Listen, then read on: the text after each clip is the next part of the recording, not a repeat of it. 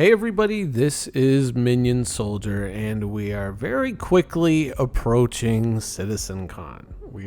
We are getting there, but we are still in, the CIG imposed content drought where they're not really showing us what's coming up in the future. They're kind of holding it all back from us. We're not allowed into the big show yet.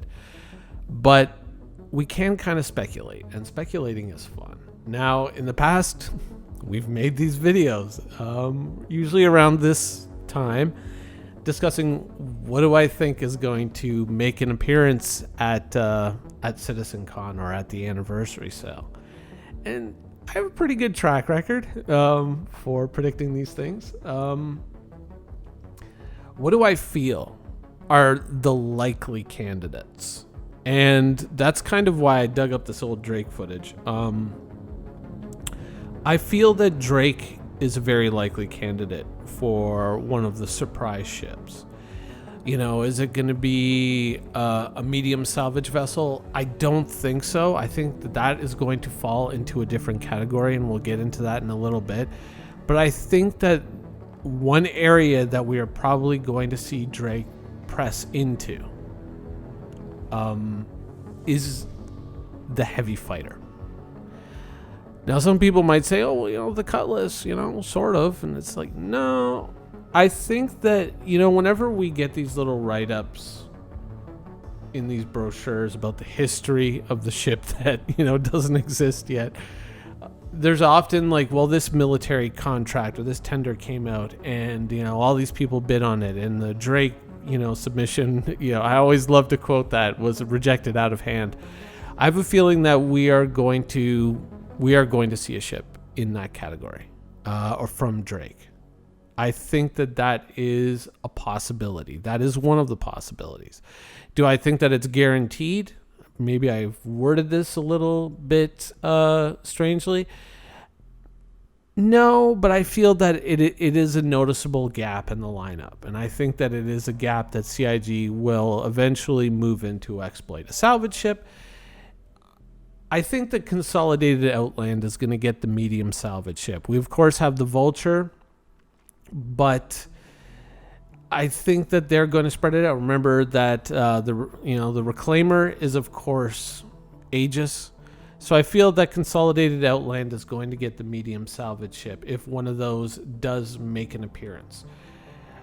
Is it going to make an appearance? Possibly. With the Vulture coming out and with CIG hopefully moving forward on salvage in getting us more than just a basic hull scraping, but maybe something a little bit more meaty, I think that that's a possibility.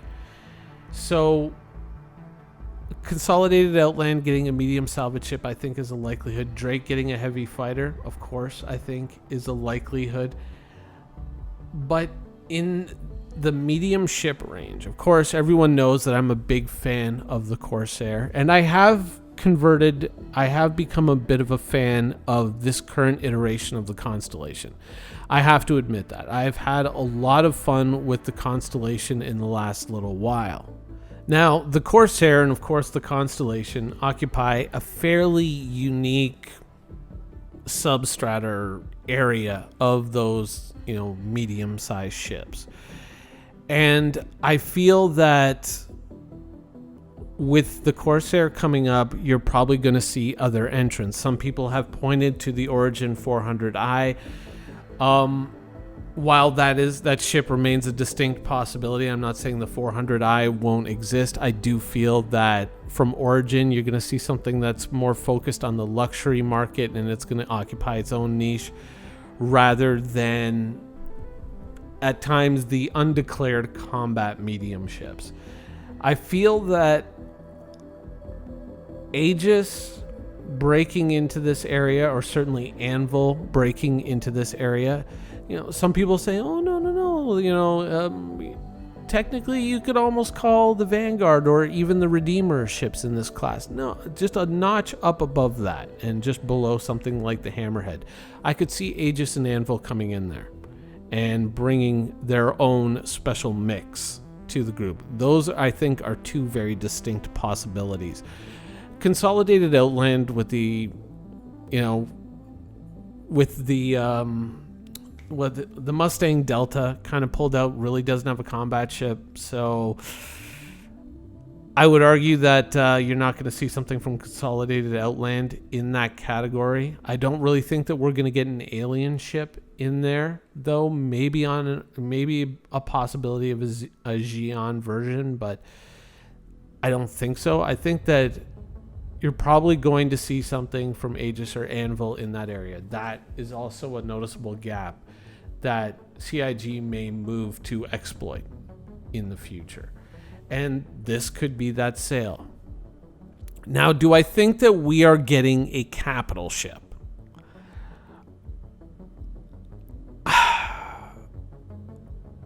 I don't see it right now. I'm sorry to say I don't see it right now. Between, the Corvettes and slipping up into the frigates and whatnot, we have a lot of bases covered right now. Between the Idris, between the Perseus, the Hammerhead, the Polaris, all these great ships. I don't really think that there's anything, when the Perseus came in, that kind of filled the other side of the Polaris equation, whereas the Polaris more relied on missiles, this relied more on guns. And so I feel that was really the last gap in the capital ships, right? Or at least the sub-capitals, the player purchasable sub-capitals. And while you can say the Kraken or the Idris and, the Javelin, certainly, I'm trying to keep this into the realm of reasonable for, the average player. So I don't really think that there's much in the way there. I feel that if there's anything that's going to come in that weight class, it's probably going to be an industrial ship. There is the distant possibility of a refining ship, but I don't know. Minerals, maybe. Fuel, not so sure. That could be a Consolidated Outland entry too, but apart from that, in the capitals, combat-wise, I don't really see anything that really needs to be there, unless you're talking about a specific electronic warfare command and control specific ship, like built around that whole idea. Unless you see something like that, I don't really think so. Now, all of that being said, we've been talking specifically about ships. CitizenCon in general, what do I think that we are going to see? Now, you remember that 2 years ago, we got our first preview of the Pyro system. And, Pyro 2020, ?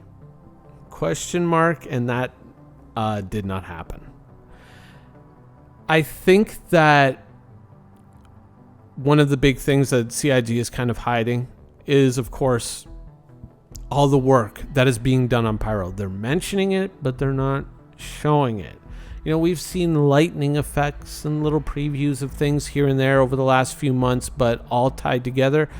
I think that is going to be one of the big centerpieces of this CitizenCon line is going to be Pyro. I'm reluctant to say anything about Squadron 42 because I still feel that Chris Roberts kind of heading over to the UK is probably a little bit indicative of there's probably some fairly serious issues. No, I don't want to word it like that, but there's probably some, significant issues with Squadron 42 right now, and so he's probably going there to take a little bit more of a direct hand and help, push the ball down the field, so to speak. So I think that this is going to be heavily concentrated on a much more in-depth look at Pyro, Ruin Station, the environmental effects in Pyro, new volumetric clouds or updates to volumetric clouds specific to nebulas, which are something that we've seen to a certain degree in and around certain stations in Stanton, though on a much smaller scale. When those clouds first came out, I was like, oh man, I wanted the nebula to be bigger, but this is a good first shot at it, and I like it. Orison, not as much, but out in space, the nebular clouds were pretty damn sweet. And so I think that kind of expressed almost across an entire star system is going to be very amazing. Ruin Station is probably going to replace what Delamar was and probably be a much better version of Delamar now that Delamar is gone. And I think that is what we're going to see, and we're probably going to see CIG kind of, put their cards down on the table, or not, that's not the right expression. I'm messing up here a little bit today, but I feel that we are definitely going to get a strong indication that Pyro is in the not too distant future, and that we are going to be able to travel from one star system to another. And with that, you're going to see probably a very interesting shift in where certain people spend a lot of their time in Star Citizen. And Grim Hex, which kind of was the hub and the safe harbor for a lot of the criminal players in Star Citizen, is now going to be kind of seen as the beginner zone, and it's going to be the first place where you dip your toe into it, say, hey, do I like this? Do I not like this? And then from there, you move on to Pyro. And from there, you kind of get almost the two cradles, one for the criminals and one for the more law-abiding players. And I think that is probably going to be the big ticket, the big show. A little bit of a Nyx, a little bit about Nyx and what they've been doing up at Turbulent. But I think that the big hits of the show, obviously the ships, and I've kind of made my predictions as to where I kind of feel that, the ball is likely to bounce there. But also, Pyro is going to be the big centerpiece. It's going to be the big deal. And I think that along with that, we are going to get an indication, a very strong one, of when we are likely to make that trip into Pyro. And with that is the end of this video. I hope you guys enjoyed it, and thanks for watching. Thank you for watching. So if you want to keep up with the latest and greatest in Star Citizen and Squadron 42's development, please follow us on our social media channels. See you soon.